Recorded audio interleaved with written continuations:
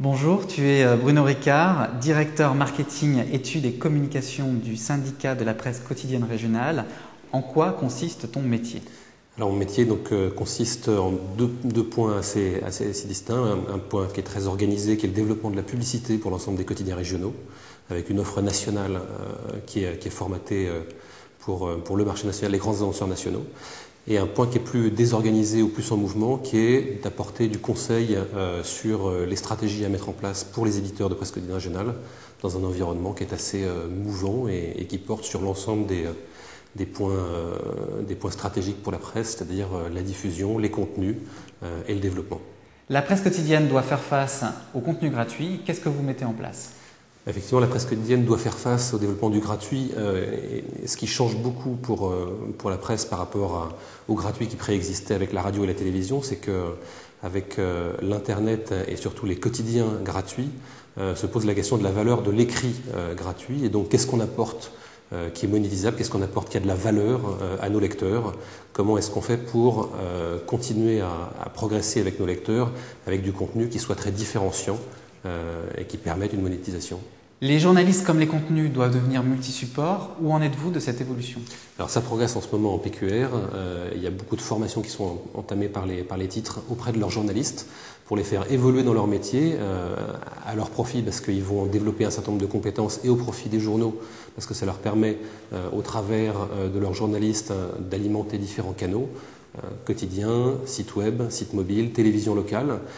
Et les formations ont pour but de rendre les journalistes polyvalents sur l'ensemble des supports et de leur permettre également d'augmenter leurs compétences et leur champ d'intervention, en leur permettant de faire de la production d'écrit, de la production photo et de la production vidéo, ce qu'on appelle les mojos, les mobile journalistes, qui ont été quelque part inventés en France par le Télégramme, qui a formé 70 de ces journalistes sur ces nouvelles techniques et qui doivent leur permettre normalement d'évoluer, de permettre aux journaux d'évoluer dans leur offre de contenu. Par rapport à la révolution digitale, de nouveaux modèles économiques émergent. Quels sont-ils?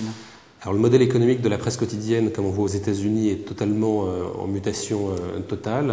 Aux États-Unis, évidemment, ça se traduit de façon très dramatique parce que le modèle économique est basé à 80% sur la publicité et qu'en période de récession, évidemment, il y a des journaux qui ferment, purement et simplement. En France, on n'en est pas encore là.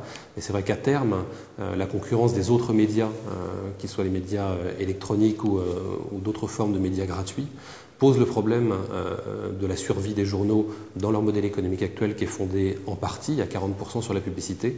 Donc il faut trouver des relais de croissance et essayer de comprendre comment on va s'insérer dans ce nouvel environnement sur lequel nos revenus viendront moins de la publicité, peut-être plus de micro-paiements, de contenus monétisables autrement et de différents supports. Donc c'est une vraie évolution qu'il faut essayer de comprendre et d'accompagner. Pour finir, une question peut-être un peu plus personnelle. Comment t'y prends-tu pour capter l'innovation, la créativité aujourd'hui? Alors aujourd'hui, on est assailli d'informations, on a beaucoup de sources d'informations différentes. Je pense qu'aujourd'hui, j'ai 100 fois plus d'informations par jour que quand j'ai commencé dans ce métier. Donc le gros enjeu en fait est de savoir trier cette information, de lui donner du sens, savoir comment maîtriser l'ensemble des canaux de communication professionnels, B2B.